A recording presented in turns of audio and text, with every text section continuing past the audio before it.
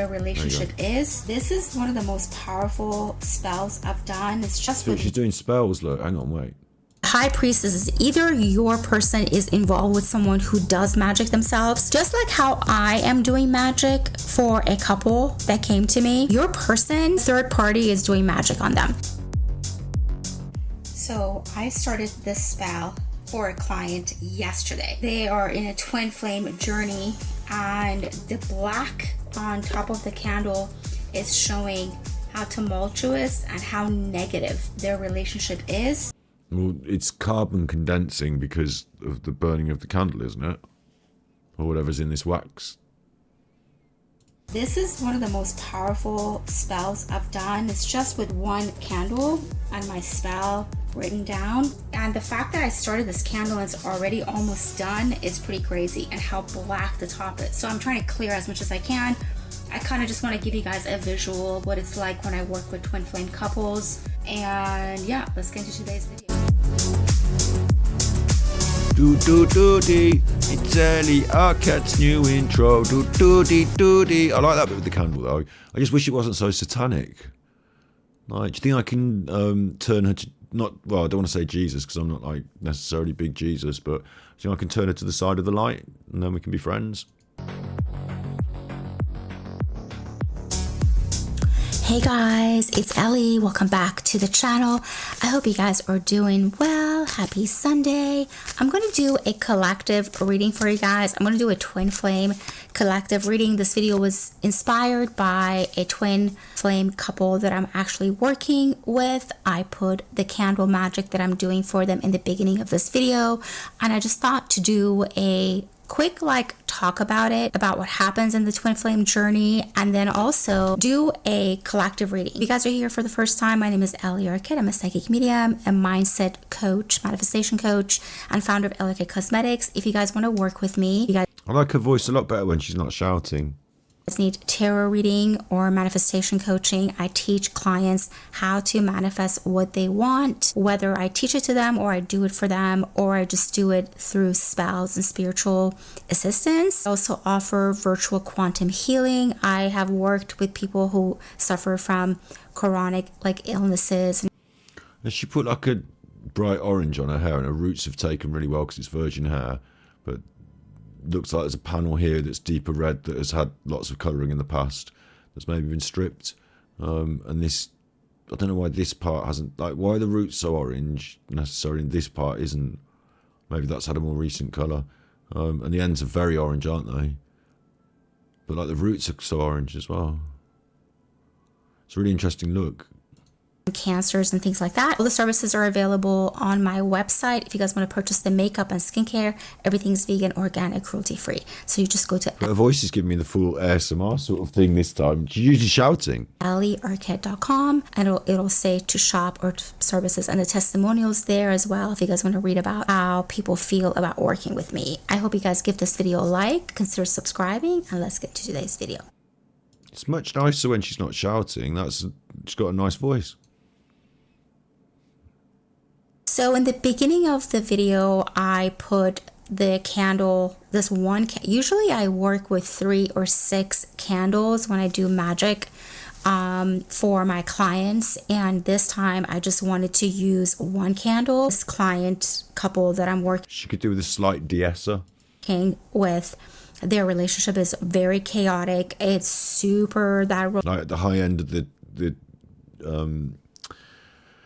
EQ spectrum. To make a simple fix, I would just take the very high end of the EQ and just knock that off so it doesn't go at the end in some of those moments, but otherwise it's quite nice. Roller coaster ride, and I just wanted to simplify it and put that's simplified, that needs to come down. It's because the mic's up very high gain, and so it's picking that up and it's a bit sharp, but all in a red candle for passion and love, and I want to remind them of each other's love for each other, to strengthen the bond between them, and to clear away any negativity that they're experiencing. So the video is really inspired by that, because the candle I started that candle on Saturday. Today is Sunday, and it's literally almost gone. I have never done candle magic where it's bubbling, like almost like something is cooking in there. It's really intense. On top is super black, and it really made me want to kind of make a video about it. So before I do a reading, I just want to kind of talk about it. If you guys don't want to listen to what I have to say about the twin flame journey, even though I'm an expert in love and relationships and things like that, it's okay. You can jump to the reading. Someone will probably stamp it here. But if you guys do want to listen to it, at the end of the day, I just want you guys to realize however you feel about your twin or your soulmate or your person is a combination of your programming, your subconscious programming, and the way you are handling things consciously. Throughout the day, throughout your days, years, months, you are manifesting everything that you're experiencing. So if you don't like something that you're experiencing in your relationship, you cannot blame anyone outside of yourself. If there's relatives or friends that are against your relationship, if your twin or soulmate or boyfriend, girlfriend, whomever that you're dealing with is, doesn't treat you right, or they're neglectful, or they cheat, whatever the situation is, you guys are creating that. It's really important for you guys to understand how the mind works. Now, this is science. Our minds, we have conscious, subconscious, and superconscious. Like basically, we operate between the 3D, the 4D, and the 5D. The 3D is this three-dimensional reality that we all exist in. All right, you can operate between all the 3D and the 4D you want, right? But your hair,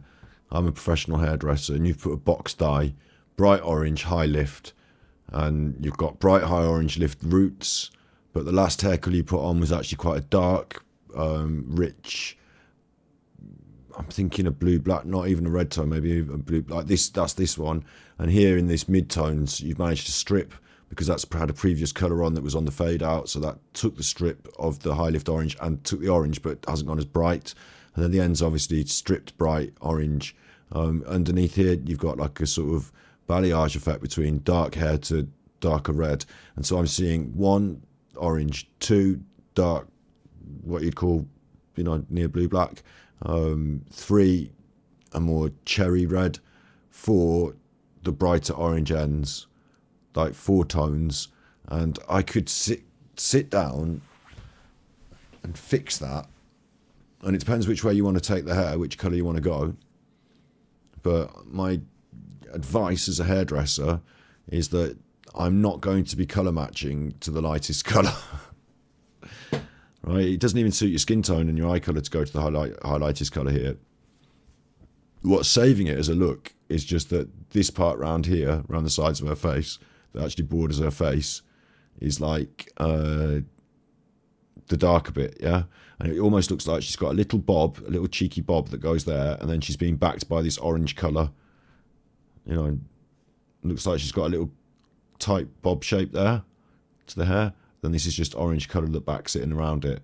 So that's the only thing that's sort of saving it for me, because I don't want that bright orange colour surrounding your face and framing it, because it's the wrong for your skin tone and your eye colour. So what I would do is I would personally even out with, I don't want to go as dark as this here. The fix is to not apply the darkest colour everywhere. That's actually not the fix. Because then you've just got this real, she doesn't want this real dark colour. She wants this more red tone to it, I'm sure. Or maybe she doesn't. I'm assuming the latest colour was this stripper and add orange. So I think she wanted some of that tone to it. We discuss it, obviously, but I'm saying warm tones are good. I'm saying I like the cherry, but I want it more deep, rich, mahogany, maybe even like Merlot. So the thing is, we've got to go between this darkest colour and here, this red and this dark colour. Somewhere between it is the colour we're going to go all over. And you will see a faint join, like we're going to blend between this darkness and we're going to go a little bit lighter. Like, I don't want it to be too light here. I want it to just blend very subtly. But I don't want to make everything as dark as the darkest point, because then we're just sort of, like, we're not really getting anywhere near where we want to go. I want to still have richness, tone, shining the light, lovely tone to it. So that's the aim, is to aim somewhere around so that we can blend out from this darkness into something that's nice. And then I'll have those ends match up.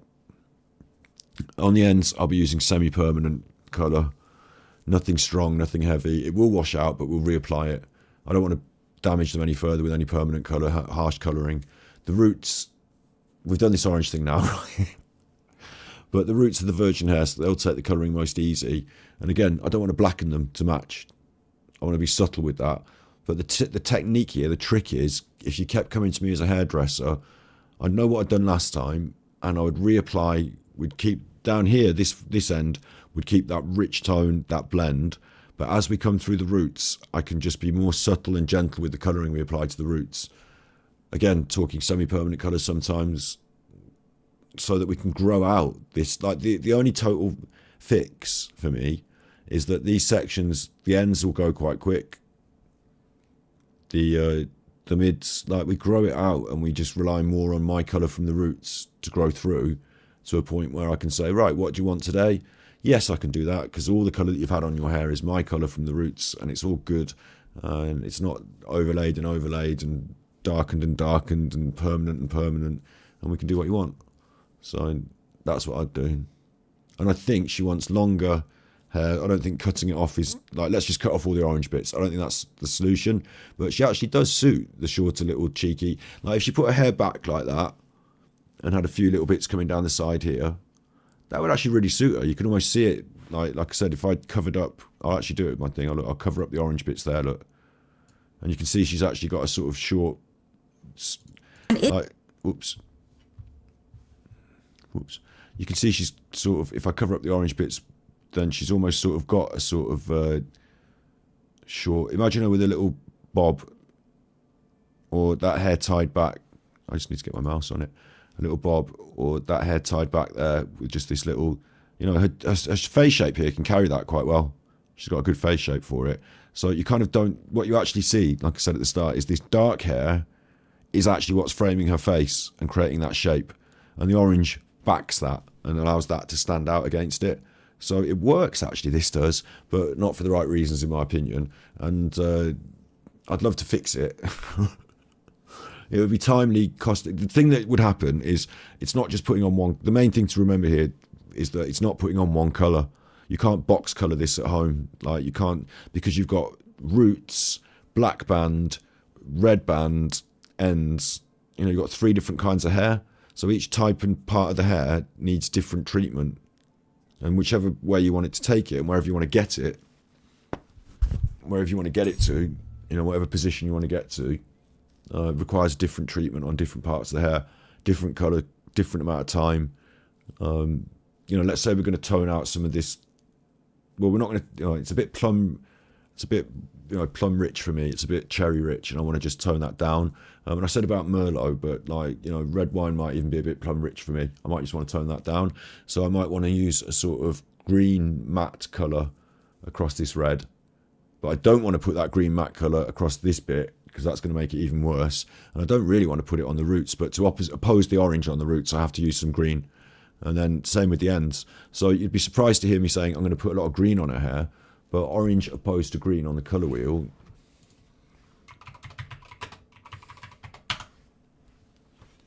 Like opposed to orange is blue, blue-black. I don't want to go as hard as blue-black. I don't want to come around this violet spectrum and pull it this way either. I want to go to green, matte green, and oppose the red. The orange. To oppose the orange properly, I could put blue-black on it and it'd go really dark blue-black. And then I've kind of fucked up. But I just want to pull it this way.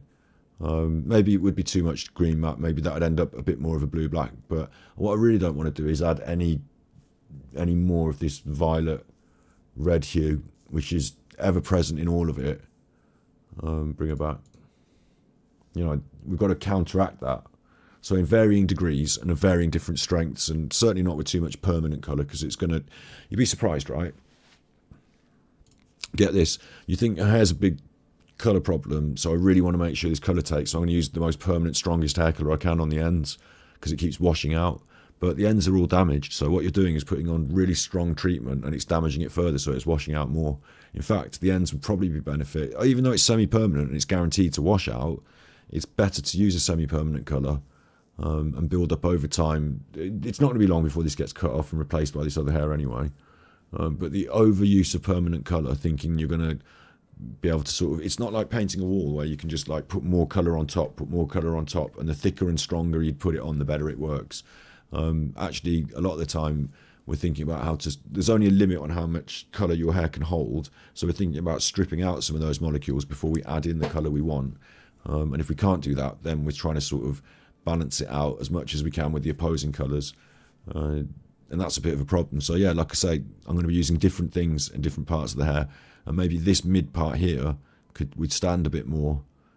Certainly this part should be able to, but my guess is this part's been dyed with a stronger blue-black more recently, because it's the darkest bit. So that's the bit I might be more tentative with. And at all points, you don't want any of this breakage and over-processing. So adding to it with extra processing, you know, putting it under the heat lamp, all this stuff, not such a good idea. Gentle, careful, semi-permanent combination of, I'd have 3 different bowls, 4 different bowls, one for each part of the head, one with each a different blend and balance of green matte compared to each. After a bit of testing with a few strands, I'd know exactly which, and would get it to a lovely even. Yes, there's going to be reds. Yes, it's going to be warm tones, maybe plums, and it's going to have, when you hold it up into the air, it's going to shine. It's not going to be dark black. It's going to shine with these red tones to it. But healthy is the most important thing as well. Like if we can get that into good health, 3 or 4 sessions of that, letting it grow through, having me do my work, letting it grow through, maintaining a similar sort of colour, not going too drastic in different ways, then you'd be in a point where you can ask me what colour, I could say, what colour do you want to go? She could even start asking for blondes at that point, and I could start working on it.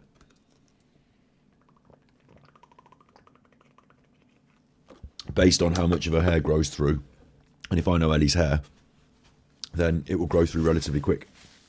She's got thick, full, lots of it, thick hair, strong hair, and it grows quick. So it won't be long, be patient.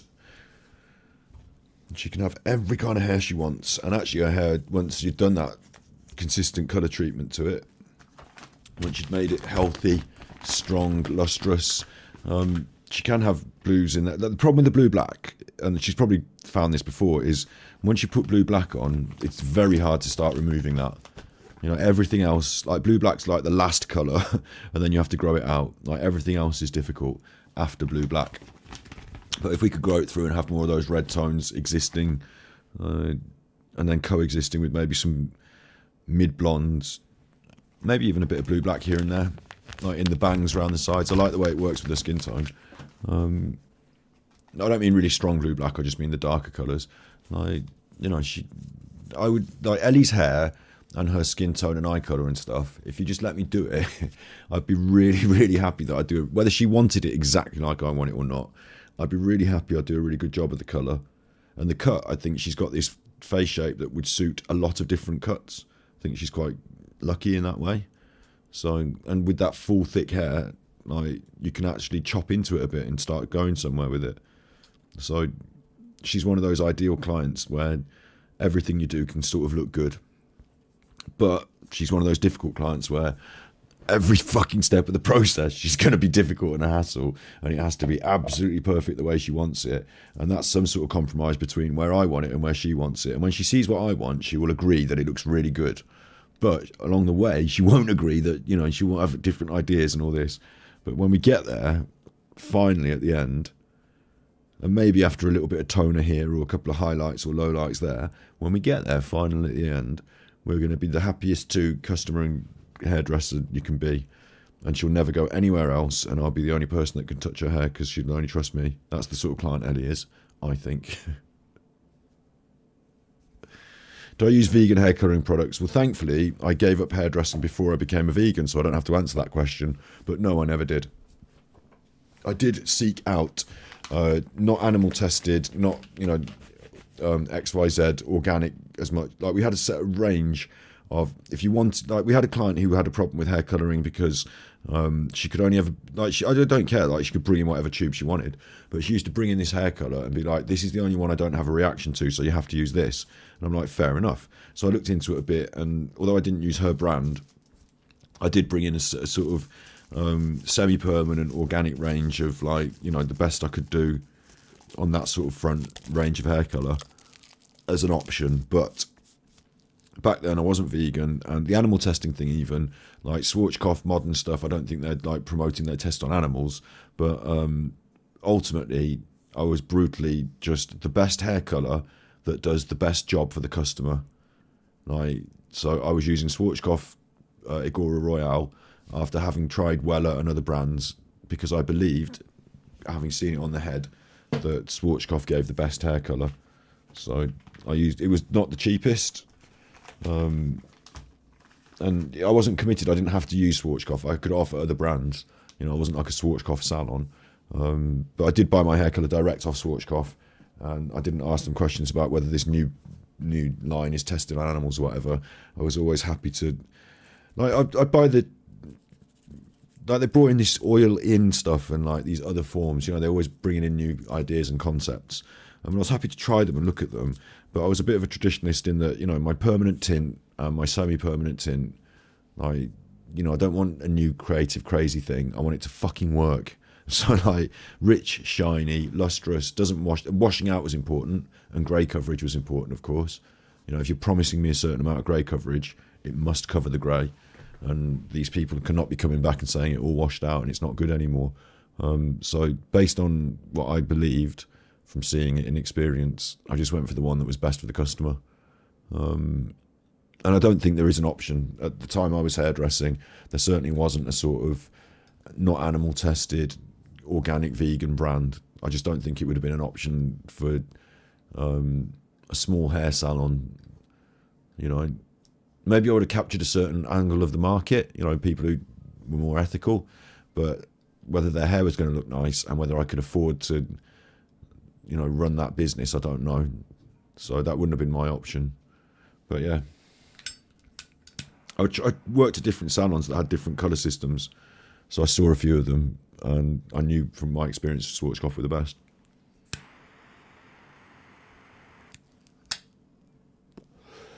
And certainly it's a tool you work with as well. So I've got to make your hair go a certain colour, yeah?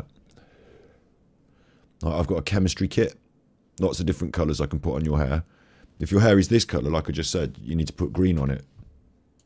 Like, if you want, it depends what colour you want it, but like the colour wheel, you go, and this is literally like, you know, why would you put green on someone's hair? Like, it's not, you're not going to colour someone's hair actual green. It's a matte green and it's an undertone that's inside. Like the first colour would be brown, and then it'd be brown, comma, it'd be like a 6-3 I would use. Take it down to a level 6 in darkness, and then a level 3 of greenness, which could be, as you go through the colour wheel, that could be 3, 4, 6 would be red.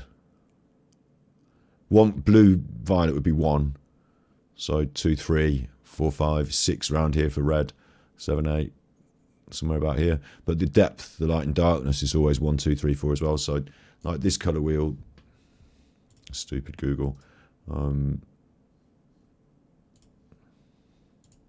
Like obviously a very light colour in the middle, that would be the brightest, like a blonde, and a very deep colour. I mean, whatever colour ends up being deep brown near black, but you don't get black unless you have blue black. So dark colours are lower numbers. So a 1 is the outer wheel. So if I have a 1-6, it's a dark red. And if I have a 1-3, it's a dark green. And if I have a 1, whatever that is, 1-1, it would be a dark blue. So depending on how dark and how light I want your hair, I have to either lift it or darken it. And then I have to either put in or take out molecules. If I'm lifting it, I'm stripping your hair. So like, let's say you want your hair to go from brown to blonde. I don't have to put any blonde on it. I can just take out the right amount of colours of brown and leave you with the right colour blonde. But what usually happens is you take out colour and you end up with a more yellow blonde. In Ellie's case, you've ended up with an orange blonde because it's took out all of these colours, that it's lifted out the blue, but it's left the orange that she's tinted with, and it's tried to strip out the red and it's ended up leaving orange. So you can't strip out any more orange, you've got orange. So now how do you make it go the right colour blonde? Well, you can counteract it with a light blue or a light green. But what I would do is bring it down a little bit with a blue or a green, not so deep as being blue-black, that would be a mistake. But bring it down, and like to counter it with a brighter green, you would probably get a more blonde, what you call blonde. You know, okay, what I'm saying is, you know, at the end of painting when you were a kid, you had all the paints in your painting kit, and you put it in the sink and you mix it all up and it just all goes the same brown colour. All the paints together make brown. Like, it's the same thing with the hair. I'd be making a sort of orange plus green equals, it would look like my colour hair, sort of. But that sort ofness, the sort of shiny bit of orange that you see through it, the patches where the green really takes a little bit better, that inconsistency would be masked by bringing it down a shade or two. And that's why the blue-black really covers everything. But I don't want to take it too dark, you see. Not too dark. But I want to lose that connecting line there where you can see the two bands. I want to lose that. That needs to be blended. And I want the ends to appear to be quite dark at the end of the surface, blended together. But the other beauty of a semi-permanent colour is that as that semi-permanent colour washes through, the first wash, your hair's actually going to start looking slightly better, in fact, because we'll aim to be reasonably dark, but we'll let it wash through slightly. By the end of the process, okay, it's going to start looking washed out again. You're going to want to reapply, and you can, because it's semi-permanent and it's not going to damage your hair. So by the end of the process, yeah, it starts to wash through a bit. But on that first couple of washes, it's actually going to look really good when those colours start to change as it gently lightens. Hopefully it's not all going to wash out in one. We're going to do our best to make sure we don't damage the hair any further during the process and give those molecules every chance to swell and lock as much as a semi-permanent colour would. But yeah. So yeah, that's what I would say to Ellie if she was my hairdressing client. And she would probably, I mean, if she's not bored of talking about her hair at this point, and we could have a good chit chat about who she is and what she does. The other thing I need to ask is, what do you do with your hair? How often do you wash it? What do you do for work? What do your clients see? Like, she'd talk about her work, and I'd say, how do your clients see you? Is because I would say to her as well, this look is very striking, and it makes you look radiant and fiery. And, we could capture some of that. I don't like the inconsistency in the technique myself, but I like the radiant and the fiery, and it's got an abstract quality, and your personality is quite, different. So seeing these, like, of all the people on the internet I've seeing someone with bright orange roots, dark hair, cherry tone, and then this fire orange, but with this dark, like, it's almost like punk, and it almost works that Ellie doesn't fit to any rules, so she can have whatever the fuck hair she wants. So I'd say we could keep an element of that. You might put a slice in here. Slice is very easy, isn't it? Slice. But, you might put something in of different colour. You might work with some aspect of, like, you might want to keep this band. I don't know. But it gives you the opportunity to say, Ellie can sort of break boundaries, break rules. What do you really like? Is this something you've done deliberately because you want to break those rules? In which case, me toning it all down, bringing it together might be a mistake. Like, that's my instinct as a hairdresser. That might not be what you want. Maybe you want to leave some of these fiery ends. In which case we can leave some fiery ends, but maybe I'd have fewer just more towards the ends, and I'd cut them in such a way that they were more subtle. I believe, I'd try and add some subtle, because you got to remember when you're doing things like this, it's big, dramatic, it's colourful. So it in itself is big, dramatic, and colourful. Leaving it to be subtle and dramatic, little bits at the ends can still be dramatic because it's bright and colourful. You don't need to whole head dry. Like, I used to be a punk with a green Mohican, so trust me, I know what I'm talking about. Like, you can be subtle and dramatic as well, because it's such a like, look at the roots. The roots are a pure example of that. It's a very small part of your hair that's been dyed a very different colour, and it stands right the fuck out. So you can be subtle and dramatic, and there's no rule. Like, in theory, I would be asked to match roots, but that can be your look. We can have orange roots, but I'd want to tone down some of this and I'd have orange tips and roots, but not orange, mass, so to speak. But I love the fiery aspect. There's certain aspects to Ellie's personality that sort of fiery tones seem to match. So there's something I'd really go with there. I'd also ask her if she wears this pink lipstick a lot, and if that's her current look, or if it's something she goes with all the time. Let's get your makeup back. Like, she has a makeup thing out. She's got a makeup thing that she does. Is it always changing? In which case you might want a sort of more neutral base in your hair so that you can have all these different looks popping off, because the colour clash between the hair and the lipstick, it might want to match, it might want not match if you're doing lots of different looks. So maybe you want a more natural base. But if you're doing more, like if you really like red and red's your thing and you're always wearing red, we can match the hair and help, to enhance the look or whatever, can't we? So we can talk about that as well, but we'd have to talk about it. It is real. It's not. I was a good hairdresser, I'll have you know. Because that's not just a conversation. I then have to take that into the back room, think about this, and say, okay, I've talked her into it. I've explained what I believe, and she's explained what she thinks, and we know what we're going to do.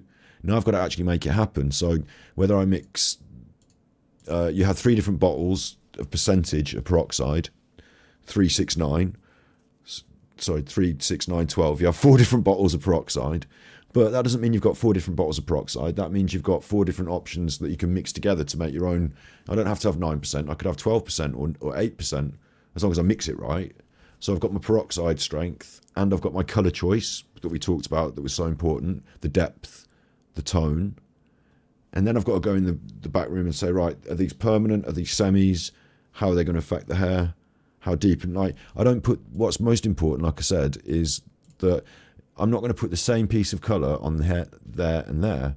So I've got to sit with the hair and paint 3 bands, and each colour has got to be a different strength and a different depth and a different shade. And I've got to match 3 sets of hair. And at the end, when I wash it off, it's got to all be the same. So there's a bit of a risk involved, isn't there? I worry. Obviously, I'll do a little test first to know where I'm going with it, but I'll be confident that when I wash that off, that match will. There'll be a blend here because there's going to be. I'm not going to be able to. I don't want to take it as dark as that. So it'll start dark there, and then it'll blend out. Yeah, and then it'll probably be the darkest here, get a bit lighter, then consistent then through to the ends where we have that fiery ends. That's what I'd go for. We discussed the roots. I'm saying we match them to the darker bit, but with the semi-permanent colour, so it's not too harsh and damaging. And later on, as it washes through, we've got much more virgin hair to work with. But then, like I say, the chemist in you have to.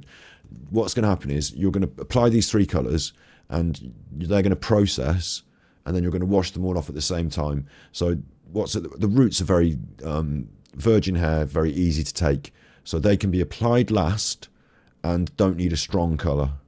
This mid-tone, you're not going to be doing much with it. You're not going to be shifting it about much unless you're really pushing to try and shift out some of that. You could be literally trying to strip that up a little bit, but I wouldn't. I'd be very wary of this makes my job 10 times harder stripping that upper tone as well at the same time. But you could. Let's say you're trying to do the hardest job. You're pushing that upper tone. So I'm using a stronger peroxide there with a sort of lifting. I don't want to say just straight bleach, but it could just be straight bleach. But then you're going to end up with orange and having to tone that down again. So, and this is probably where she's been. So I'm loath to do that. But let's say you're using a blonde tone, same tone as, or I say blonde, hairdresser's blonde is a bit darker than you would see it. Brown tone here. Next one, I'm using that green tone, and it's going across this previously dyed hair that's not as damaged. So we're using a permanent colour there, but we're using a slightly. We don't want to go with a strong peroxide, but it has to process and take at the same time as a semi-permanent, like whacked on the root. You have to time these things together like you're cooking dinner, so the potatoes come out at the same time as the chicken, yeah? So I'm applying that there, and on the ends, as I said, we've got this blend down, which is going to be semi-permanent colour, much more light, light peroxide, not strong. It's going to take very easy. It's going to soak up like a sponge. Yes, it's going to wash through, but everything you put on there is. And the stronger you go, harder you go, the more it's going to wash through because it's going to break your hair. So light through the ends, and you're in the chair. Then I've painted it all on. I'm timing it all. I'm testing little bits. I'm worrying. I'm checking it. And at the end you wash it off, and if it's not all the same even tone, we can still work, but you can't work with anything heavy chemical. You've got to work with gentle toners there, a bit of a purple shampoo here, or a bit of a very gentle something there. But I'm saying we wash it off, we condition it, we blow dry it, it looks good. So I've got to make sure that happens. So as a hairdresser, there's this added stress, and you have to do the chemical process and cross your fingers, obviously with all this colour in the hair as well. I'm not promising any promises until I've checked the hair and done the strand test to see that I'm not going to put my colour on, it's going to bubble and break, but you're very rarely as a hairdresser working on just pure virgin hair, and if you were, that's still its own challenge because it's different at the roots and ends and stuff, but it's not an easy job. The chemistry behind the scenes, mixing up the colour, knowing how much of what to put in the bowl, the colour balance, having 3 bowls, applying it all at the right time. It's a bit of magic there. And then she comes out, she's really happy because all her hair looks all the colour she wants. Or I've talked to her and said it's good. Can we stick hair? Yeah, we're done now, yeah. That it's not real. It is. If you just watch that on YouTube and I cut it and just said Scott rates Ellie's hair, then Ellie's hair's not awful. I think it's been over-processed and over-coloured by one tone all over everything that's made different things happen all over everywhere. So there is a recommendation from me there to use an experienced. You don't have to go to a salon necessarily, but that's the difference between applying one colour all over yourself at home and expecting 3 different things to be fixed with one thing, and having a professional who knows about all this stuff apply those different things to the different things. and it can run up a bit of a bill in the salon, but you know, is what it is, I suppose. You be good. If you can't be good, you notice. And I'm not going to be doing your hair because I don't do hair anymore. Just recommends. Real. However, you can manipulate it and change it and shift it. And the only way you can do that is by going into the 4D and the 5D. Now, I am not going to go into that in this video. I do have a 5-video series workshop, how to manifest anything. There are 5 videos, there are 5 steps to manifestation. They're very expensive. Is the 5 fundamental steps to manifestation. Like, if you guys can figure this out, if you guys get my 5-video series and learn and really do it, you're going to start manifesting, and you're going to. At least I think they are, aren't they?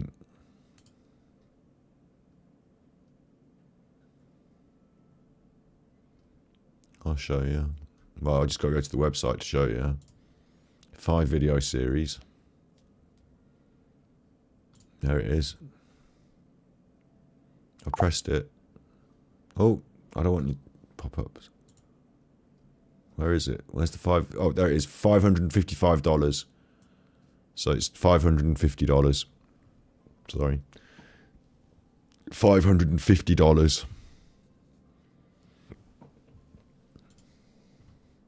Start seeing things. So basically, that's all I'm trying to say, because it's really important that whatever you're experiencing, you're the one that's doing it, because nothing outside of you exists. So that's really important for you guys to know. Whatever the issues are, if your mom doesn't like your twin, if your brother hates them, if me and Ellie should still definitely get married though, because like yin and yang, isn't it? Like, she can be the Satan worshipping nutter, and I can be the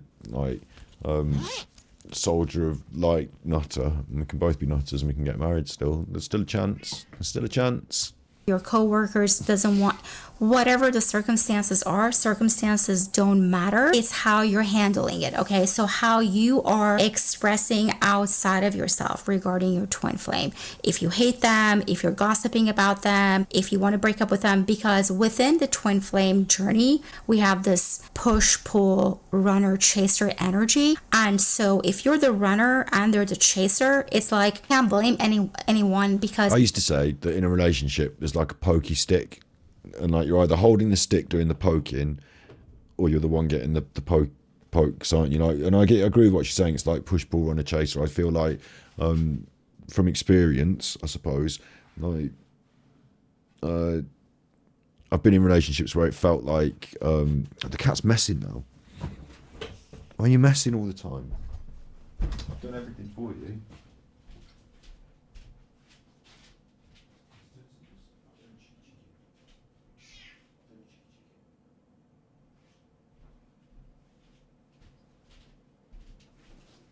She didn't know I've done a cheeky chicken. I've done a cheeky chicken. Oosh. I felt like I've been in relationships before where I've done, like, been doing a bit of, I don't, not chase, like, we're literally at the point where we were in a relationship, and, it's like day-to-day life being in a relationship. But, I was the one doing a bit more of the worrying, the being in love, the buying the presents, the sort of like the chasing, still in the relationship. And I felt like it wasn't necessarily being reciprocated as much sometimes, and that they didn't care as much maybe. And, obviously naive as a young person I was, like, those relationships were not destined to work, and neither the other way around. Like, if someone's chasing me all the time and like they think I'm some sort of special king and they put me on a pedestal and want to massage my feet, like, that's lovely for a bit, but after a while you're like, oh, for fuck's sake, just leave me alone, give me some space. I just want to play on the computer. Just, what are you doing under the desk? Leave me alone. Like, do you know what I mean? So I think relationships where there's a more even balance, they're probably the better ones. I've even had relationships where the push and the pull went both ways, like on a pendulum swing. Like, I remember a couple of particular people who, sometimes would like to be chased and sometimes would like to do the chasing, so to speak. And like, when it came to the bit where they were like almost deliberately making me jealous, or like, I remember being in early stages of a relationship. Well, actually not early stage, reasonably late stage of a relationship with someone. Or not late stage, like, we're not engaged or anything, we're dating. But they were like, oh, I might go out and see this other person, for a date. And it's quite, within your, you can do that. That's absolutely fine. We're not an item or anything, we've been seeing each other for a few dates and stuff. but I thought it was going quite well. And this is the bit where you're going to like make me feel a bit jealous, is it? Well, fine, do that. I will never talk to you again. You're quite within your right. You know, I'm not saying you can't go for a date with someone else. You know, we're not you know, we hadn't become a big, you know, maybe they wanted me to say, right, why don't you become my girlfriend? And then you don't go out and see other people and you're just my girlfriend. How about that instead? But instead of that, I was like, right, well, if this is what you want, then fair enough. You obviously don't want me and to see our future through. You'd rather see some options. We'll have as many options as you want. I'm not one of them. Like, that's not how I felt. So, yeah, I think the push and pull thing, I'd rather, like, if that's the situation, I'd rather just, like, you know, you can pull, I'll let go. Like, you fucking fall off, you know. Bye. I'd rather just have a bit more equal balance where we're both pulling in the same direction or pushing in the same direction. That's much, much more, you know, stable. And, like, it's that pull-push thing that's shaking things off the equilibrium, pulling and pushing. Now we're wobbling, you know, and when you're wobbling all the time, it might be, there's more reason to grab hold of each other because you're wobbling and there's more drama. So I've grown out of that. I don't want that. You know? Everything is being generated. You're like basically like the generator. You're like the movie projector that's projecting everything out into the 3D. So I just want to explain that the people that come to me, yes, I offer spells and spiritual assistance and I do all sorts of stuff, but like I always say, if you want to just want to come to me for tarot reading, that's fine. If you want to come to me for spell, you have to take the coaching as well. I'm not just going to sit here and do a spell if you don't want to listen to me and get coached because you're going to F it up. Okay, so it's important that if you guys go to anyone that's helping you spiritually, whether it's with tarot or divination, like spells and things like that, if they're not offering you guidance about how to handle things in your 3D reality, you're going to sabotage it inevitably. So I wonder if I could be a spiritual guidance person. Like a Swami, like I believe in Sufism, so like a Sufi mystic, you know, like a bit of a hippie Sufi mystic, a bit like the, I'll tell you what, it would be somewhere between Russell Brand and Big Lebowski. What's his name in the Big Lebowski?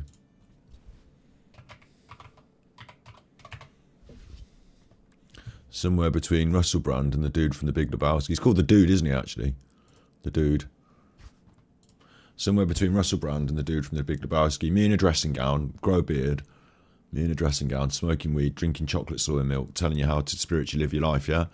And the only thing is, like, I wouldn't, like, I think out of principle, you can't charge people for that.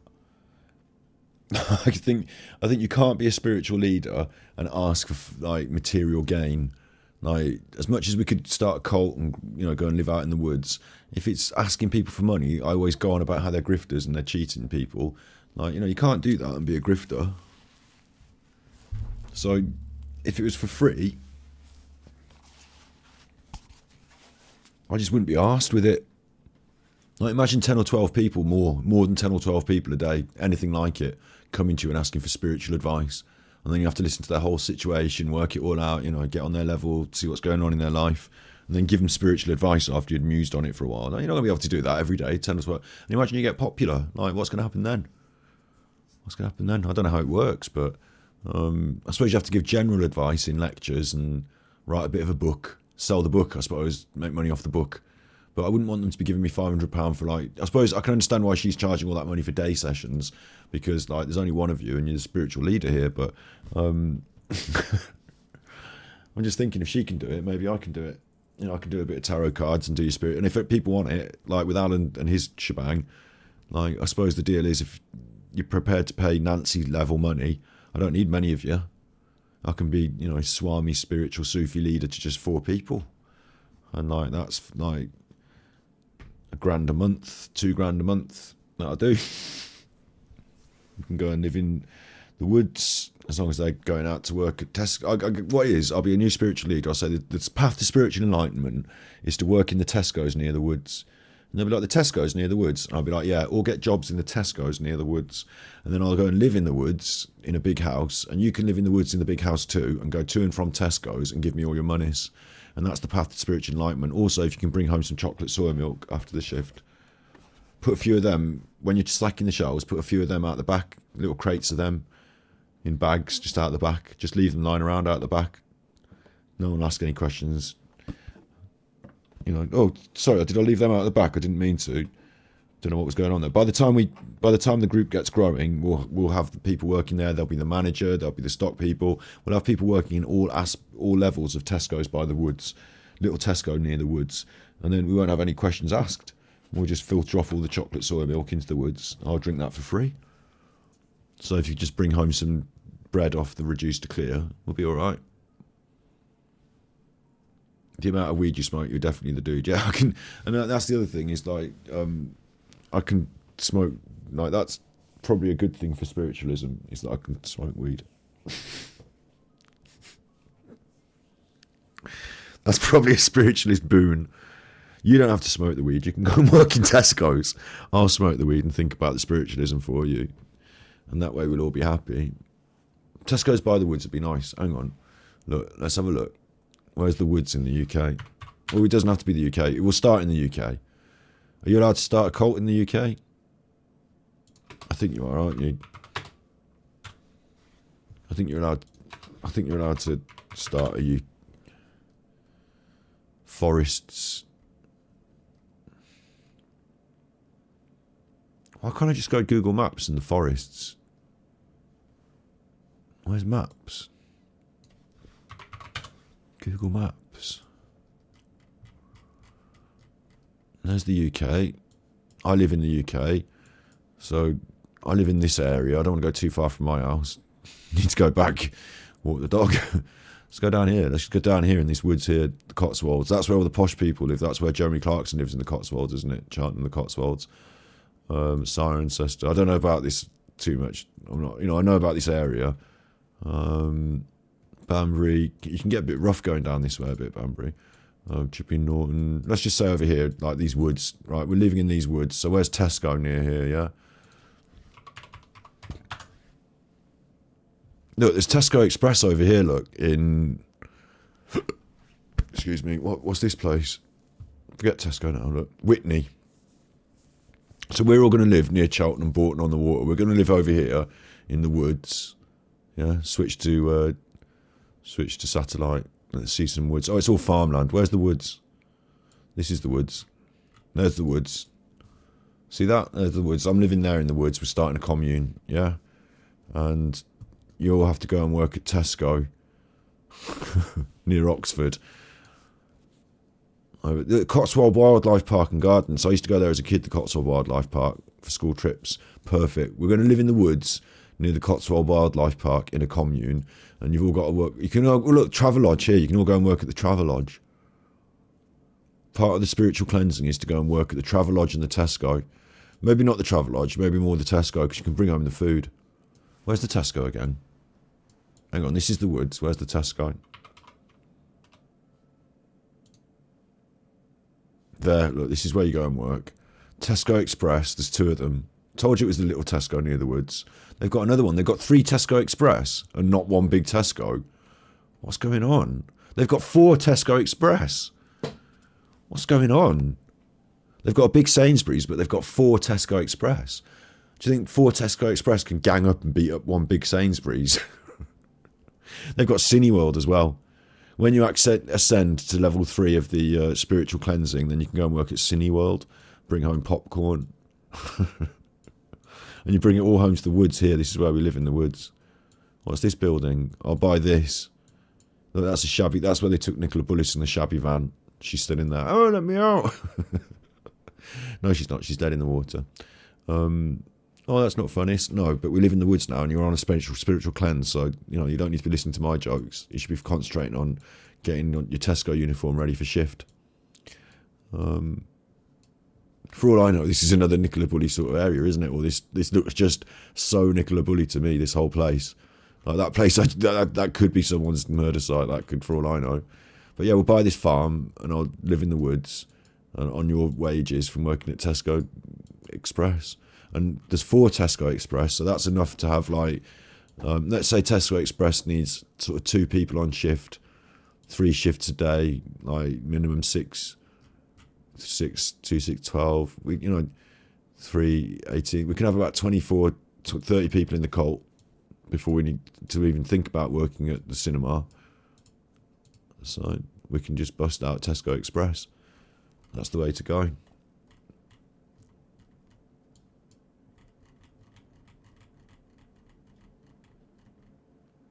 You're going to massage people. You can do that. You can do that as a job for the cult. I'll have a massage for free because I'm the cult leader, and you get a spiritual bonus out of it. And then we can do it at the Swan Inn. Look, we'll take over the Swan Inn as well, and we can do massage from the Swan Inn. It's got bed and breakfast. The cult's going really well. Look, we've got 60 people working at Tesco in that town, and now we've saved up enough money to buy the Swan Inn and turn it into a massage parlour. And then we can get Ellie to move in, and she can, she can come and move in, and everyone would like that because, like, the cult would like that. They'd be like, "Oh, who's this?" And I'd be like, "This is our friend Ellie from America. She's come to move in. She's not going to have to work at Tesco. You're all going to have to do double shifts this month to support her." Now do a reading for you guys. We're going to do a collective reading for the twin flame, and I thought this is really important right now because Pluto went into Aquarius on the 20th, which was yesterday. The age of Aquarius is about Pluto into your Aquarius in a minute, love. Way. Authenticity, self-discovery on personal level and global level, expansion, consciousness. And if there's any twin flames that are in separation, they Right, well, obviously I don't care about her reading for the twin flames because who the hell are they? But I'll do a reading for me and Ellie because who the hell am I? I'll do a reading for me and Ellie. How about that? How'd you like those apples? Well, I'm not averse to an apple. Don't mind an apple. Apples are fine. Nothing wrong with an apple. Apple is fine. Apples are fine. Which card should I use? I kind of want to use the biggest, most clear cards. But also, if Ellie's going to see this, which she might, I could use my most romantic cards. But really, I've got a calling. It's the Genshin Impact cards. That's what I want to use, these Genshin Impact cards. So I'm going to get my Genshin Impact cards. They're arranged by... I had to buy them in 2 packs. Minor and Major Arcana. So now I'm going to put them together and create one tarot deck. And I'm not going to be able to unshuffle them ever again. That's going to be the tarot deck, the Genshin Impact tarot deck then. And these are really cool, but they're a bit... The cards are a little bit cheap and flimsy because it's Genshin Impact cards really, isn't it? But they're really cool. They've got all the characters on, look. Like, there's Amber. Maybe I shouldn't shuffle them up. They're not even official merchandise. There's Amber, 2 of Wands. Like, they're really cool. But I think it's time. They're not cut very nicely though. They've got little bobbles on the sides. They're not very good card stock. But they are what they are. I think it's time. Here's the Major Arcana.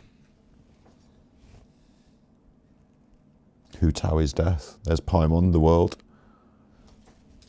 And put together, do they even sit nicely together? Yeah, they're all the same size. The Major Arcana do sit a bit differently, like slight difference in the cards, look, but they're the same size.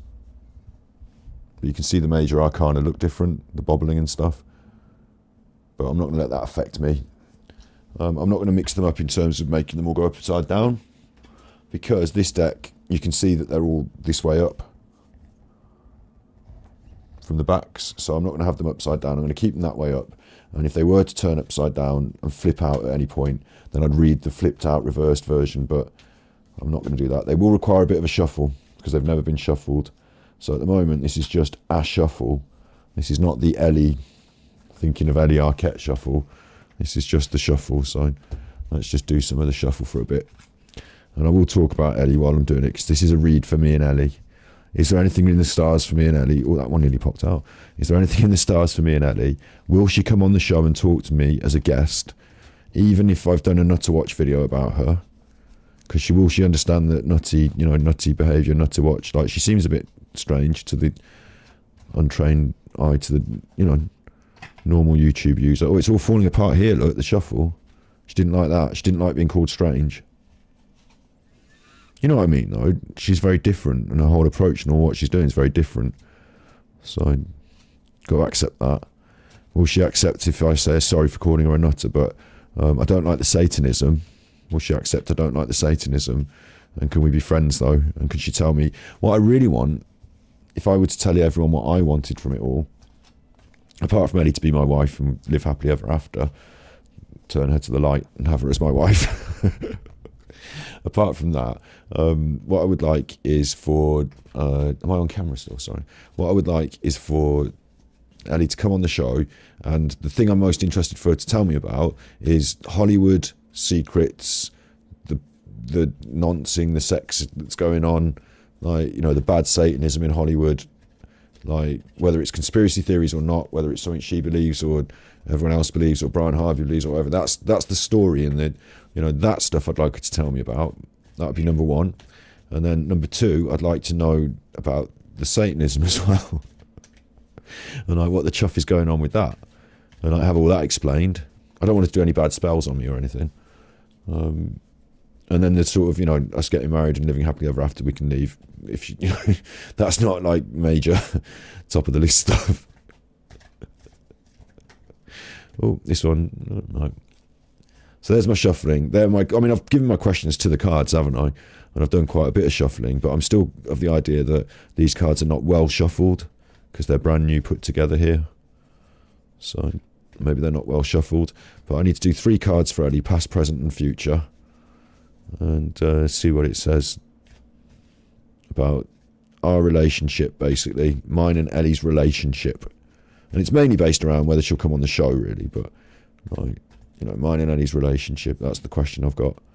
So let's have, the way I'm going to do this, I'm going to have that card now, that's passed, and I'm going to carry on shuffling because I think the cards haven't been shuffled that well and might be a bit stuck together and, you know, whatever. So that card is present, that one wanted to go. And then we'll have future. 1 card for the future when it feels right. 1 card for the future, mine and Ellie's relationship, please. Is this card? Okay, we've got our 3 cards. I'll put this aside. And these are 3 cards. You can see I'm not messing with them or anything. They're the 3 cards. So what I also need to do now, is it a little bit out of focus? There you go.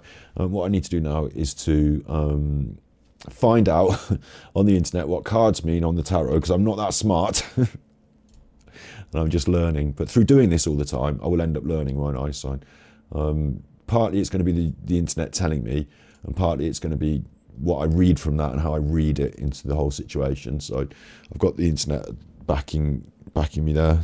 Got that open. It's time for use the sexy deck. I've got this, which I could consider the romantic deck, but it's a bit, I don't know what it is. It's that French deck, but I don't think French is right for Ellie. I think the Genshin deck's right, to be honest. I felt it. Thanks for saying I've got nice hands.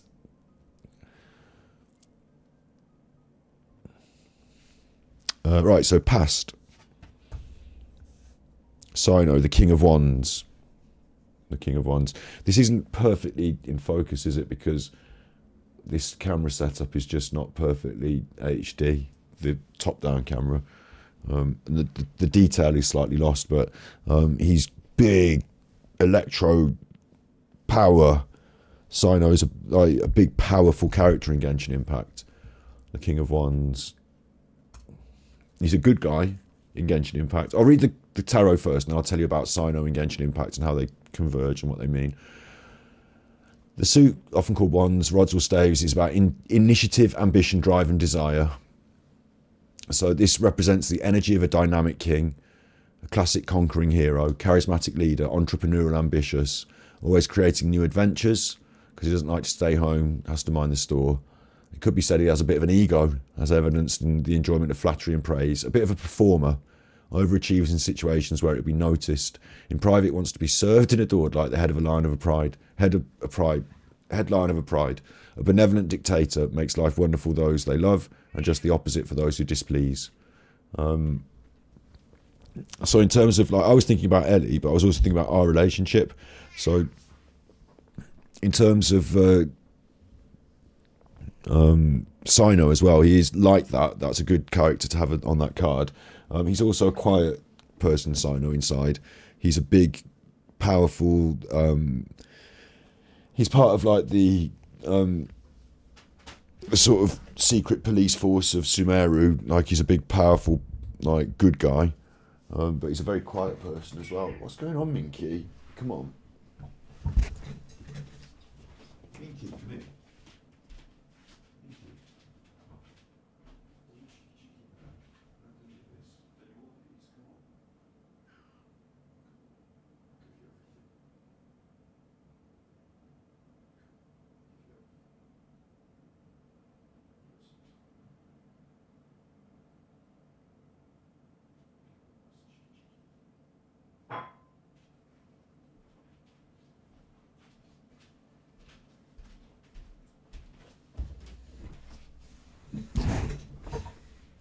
That cat really, like, constantly interrupting my stream, isn't it?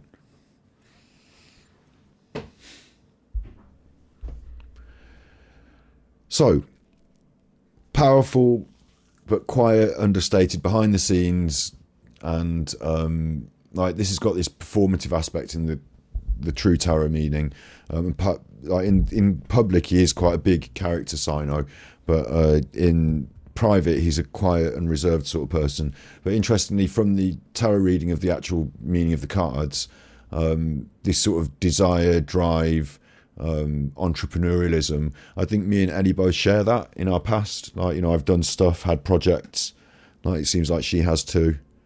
Like, desire, drive, entrepreneurialism. So that's the past card. This is me and Ellie's relationship, of course, that I'm asking about. And I did sort of make it as a sort of professional relationship. I was asking about whether she'd come on the show. So the present at the moment, how things are going at the moment. Ooh, oh, death hoot out. I know why. I can see why, because, like, she's cross with me, isn't she? Because I did her on Nutter Watch. I can't quite get it in focus because it never quite will be in focus because I've zoomed in an HD image. Is what it is, isn't it? It's what it is. But death, Hu Tao. So let me read the tarot card meaning. Death's not always bad. It means rebirth, doesn't it? It means the end of one thing and the birth of another.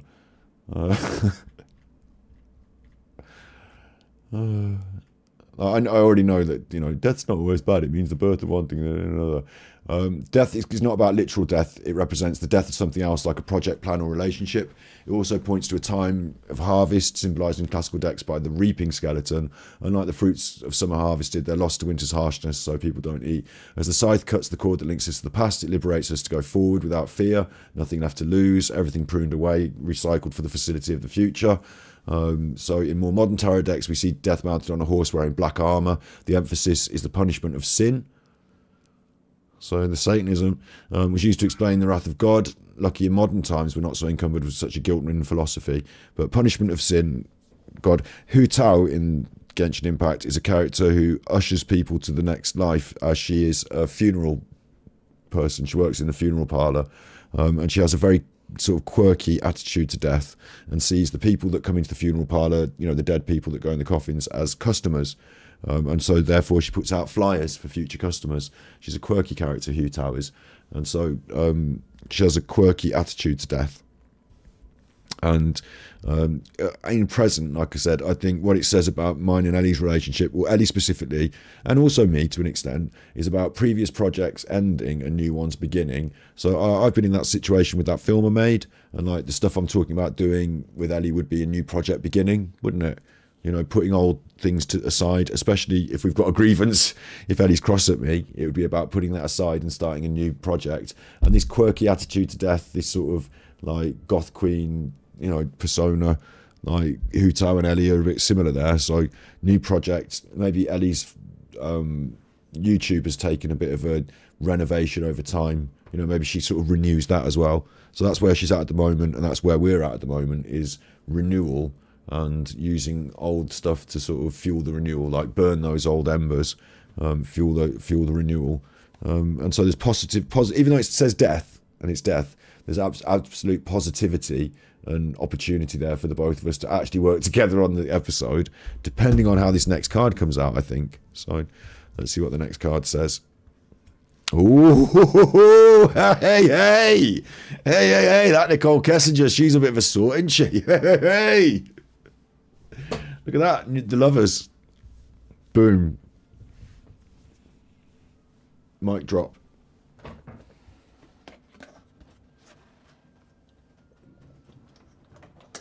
Mic drop. That means me and Ellie are going to get married and have kids, and we're going to have one baby, which is going to be my son, and he's going to be like the light of God, the love of the world. He's going to be a lovely boy. And then we're going to have a little daughter, and she's going to be a naughty naughtis. And one of them will be good, and the other will be naughtis. And like one of them will be like my favourite kid, the other one will be Ellie's favourite kid. And like I'll teach my boy to be a good, lovely boy, nice boy, and she'll teach our daughter to be a naughty naughtis. And that's what will happen. That's what the lovers card means. So there you go. Obviously, that's not what the lovers card means. I have to check what it means on the internet, but give me a minute.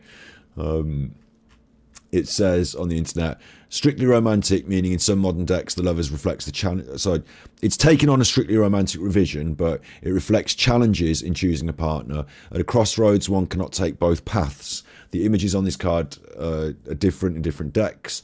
So we've got different ways of looking at sex and relationships across different cultures. Classically, the energy reminds us of the real challenges posed by romantic relationships, with the protagonist shown in the act of making a choice, either or choice. To partake of a higher ideal requires sacrificing the lesser option. The path of pleasure leads to distraction from spiritual growth. The gratification of the personality eventually gives way to a call from the spirit, and the soul matures. So modern decks tend to portray the feeling of romantic love with this card, showing Adam and Eve, the choice of evolution over perfection. So it's about choice, like the future choice to, to do it or not. Maybe it's about, future choices, challenges. So maybe if we do this thing, there will still be some sort of, challenges. However, I would say on this card, the lovers is portrayed by Barbara, who in Genshin Impact is sort of in the first place you go in Genshin Impact. She lives there. Her older sister is the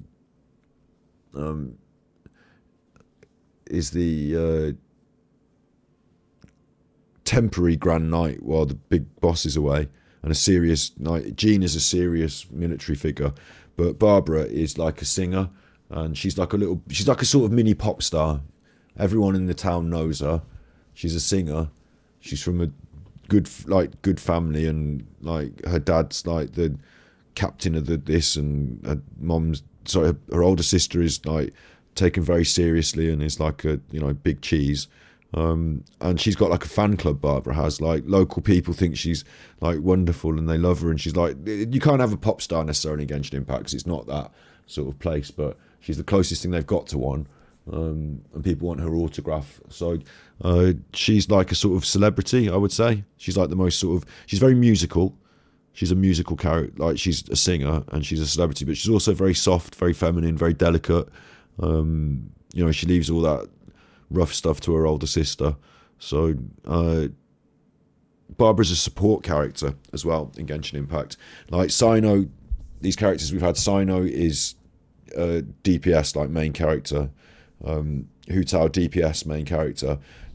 The lovers here, Barbara's more of a support character. She's a healer as well. So for the future, it looks like support, healing, like the lovers depicted on this card, whilst in other cards it said it's about choices, decisions between challenges in romantic relationships, an either or choice, the distraction from spiritual growth, maybe for the path of pleasure or spiritual growth, choices like that. This is less choices and more sort of support to do what you want, helping you, backing vocals. Barbara's very supportive, a healer. So the relationship between me, if I was to read the cards, I would say that me and Ellie Arket, in the past we've both been our own independent driving force in our lives, and specifically our relationship I'm talking about, not just hers, but her, I see that entrepreneurial thing. Right now, what's happening right now, renewal. This time of year, a lot of us are thinking about our path ahead, but specifically her channel, like her stuff, my channel as well.